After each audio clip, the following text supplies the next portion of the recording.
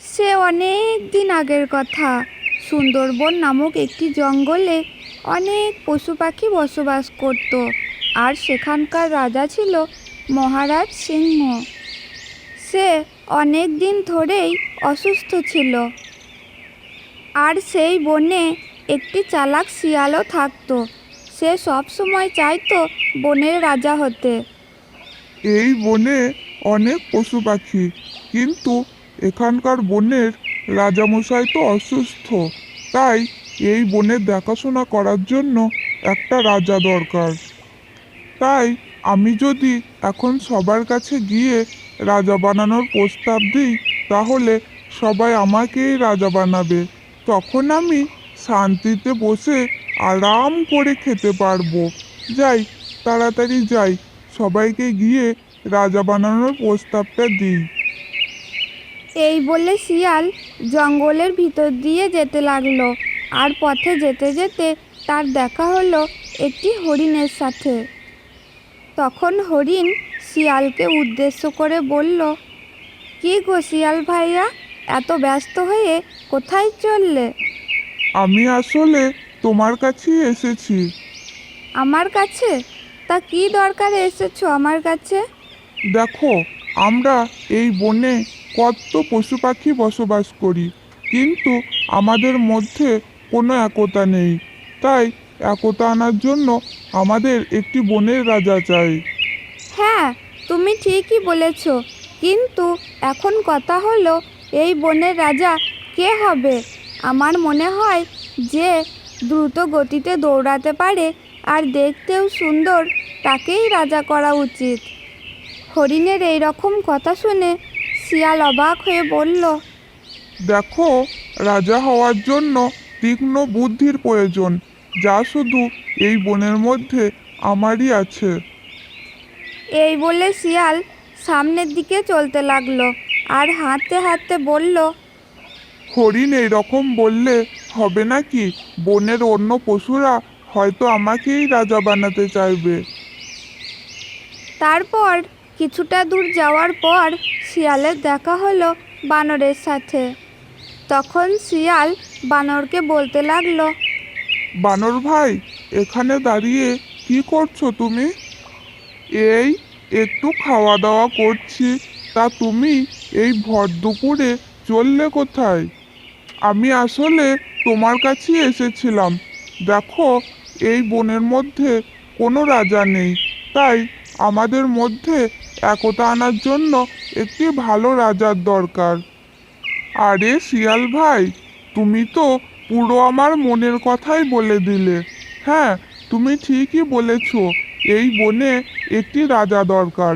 আর রাজা তাকেই করা উচিত যে এক গাছ থেকে অন্য গাছে লাফিয়ে যেতে পারে আর সবার খোঁজ খবর রাখতে পারে। তাই আমার মনে হয় এই জঙ্গলের রাজা হওয়ার যোগ্যতা একমাত্র আমারই আছে। বানরের এই রকম কথা শুনে শিয়াল হতাশ হয়ে পড়ল আর বলতে লাগলো, দেখো, রাজা হওয়ার জন্য প্রখর বুদ্ধির প্রয়োজন হয়, যা শুধু এই বনের মধ্যে আমারই আছে। এই কারণে বনের রাজা হওয়ার যোগ্যতা কেবলমাত্র আমার। এই কথা বলে শিয়াল আবার সামনের দিকে হাঁটতে লাগলো এবং মনে মনে বলতে লাগলো, শুধু হরিণ আর বানর এই রকম বললেই হবে নাকি? বনের অন্যান্য পশুরা হয়তো আমাকেই রাজা হিসাবে মেনে নেবে। এইভাবে কিছু পথ যাওয়ার পর শিয়ালের দেখা হয়ে গেল একটি হাতির সাথে। আর শিয়াল তখন হাতিকে বলতে লাগলো, কেমন আছো হাতি ভাইয়া? এই তো ভালোই আছি। তা তুমি হঠাৎ কি মনে করে আমার কাছে এসেছো? আমি তোমার কাছে একটি গুরুত্বপূর্ণ কথা বলার জন্য এসেছি। তা কি বলবে? তাড়াতাড়ি বলো, আমার খুব ক্ষুধা পেয়েছে। আমাকে আবার জঙ্গলে যেতে হবে খাবার জোগাড় করার জন্য। দেখো, আমাদের বনের মধ্যে অনেক পশু পাখি বসবাস করে, কিন্তু আমাদের মধ্যে কোনো একতা নেই। তাই আমাদের মধ্যে একতা আনার জন্য একটি ভালো রাজার দরকার। হ্যাঁ, এটা তুমি খাঁটি কথা বলেছ। কিন্তু এই বনের রাজা কে হবে? রাজা হওয়ার জন্য বুদ্ধি, শক্তি আর সাহসের প্রয়োজন। আর এইগুলো বনের মধ্যে শুধুমাত্র আমারই আছে। তাই আমিই হব এই বনের রাজা। দেখো, রাজা হওয়ার জন্য প্রখর বুদ্ধির প্রয়োজন, আর যেটা এই বনের মধ্যে শুধুমাত্র আমারই আছে। তাই বনের মধ্যে রাজা হওয়ার যোগ্যতা শুধু আমারই। তাই এই বনের মধ্যে রাজা হওয়ার যোগ্যতা শুধু আমারই আছে। এই কারণে আমিই হব এই বনের রাজা। এরপর শিয়াল খুবই হতাশ হয়ে পড়ল এবং সে বনের সমস্ত পশু পাখির কাছে গেল এই প্রস্তাব নিয়ে। কিন্তু বনের সমস্ত পশু পাখি তারা নিজেকেই রাজা হিসেবে যোগ্য মনে করল।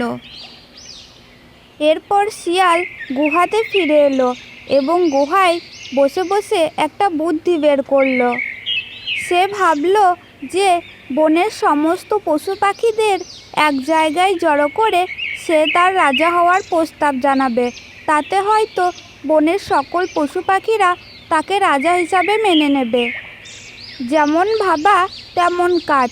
অমনি শিয়াল বনের সমস্ত পশুদের এক জায়গায় জড়ো করলো এবং তাদের বলতে লাগলো, বন্ধুরা, আমরা সবাই এখানে জড়ো হয়েছি তার কারণ হলো আমাদের এই বনের একটি রাজা নির্বাচনের জন্য। তখন হাতি বলে উঠল, এতে এত ভাবাভাবির কি আছে? এই জঙ্গলের মধ্যে সবচেয়ে শক্তিশালী হলাম আমি, তাই আমিই হলাম এই জঙ্গলের রাজা। শুধু শক্তি থাকলেই বনের রাজা হওয়া যায় না। আর তোমার এই শরীর নিয়ে এক জায়গা থেকে অন্য জায়গায় যেতে কত সময় লাগে। আর এদিকে আমাকে দেখো, আমি হলাম বানর। আমি এই গাছ থেকে ওই গাছে কত সহজে লাফিয়ে চলে যাই। তাই আমিই হলাম এই জঙ্গলের রাজা। তখন বানরের কথায় সবাই সম্মতি দিল এবং সবাই বানরকে বনের রাজা হিসাবে মেনে নিল। কিন্তু শিয়াল কিছুতেই বানরকে রাজা হিসাবে মেনে নিল না এবং সে সেখান থেকে চলে গেল আর তার গুহায় গিয়ে দুষ্টু বুদ্ধি ভাবতে লাগলো। এই বানরকে একটা উচিত শিক্ষা দিতেই হবে, আর সবাইকে দেখিয়ে দিতে হবে যে এই বানর এই জঙ্গলের রাজা হওয়ার যোগ্যতাই রাখে না। পরের দিন সকালে শিয়াল জঙ্গলের ভিতর দিয়ে হেঁটে যাচ্ছিল। তখন সে দেখতে পেল একটি গাছের গর্তের মধ্যে থেকে একটি মৌমাছি উড়ে চলে গেল।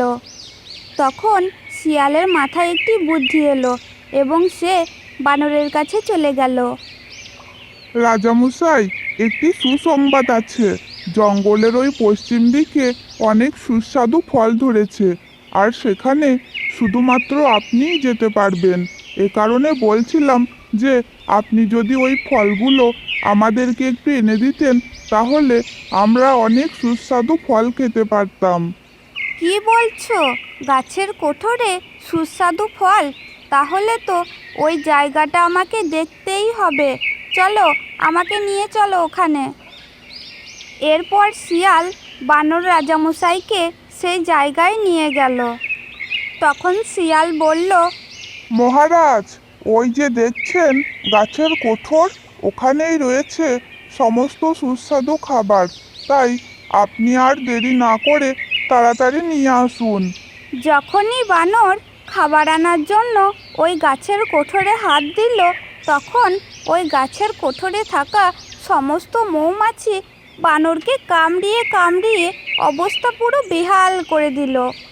শিয়াল, এটা তুমি কি করলে? আমি হলাম এই বনের রাজা, আর তুমি এইভাবে আমাকে বোকা বানালে। তখন শিয়াল বনের সমস্ত পশু পাখিদের একটি জায়গায় জড়ো করলো এবং তাদের বলতে লাগলো, বন্ধুরা, এর পরের পর্বটি দেখার জন্য অবশ্যই চ্যানেলটাকে একটি সাবস্ক্রাইব করে দাও।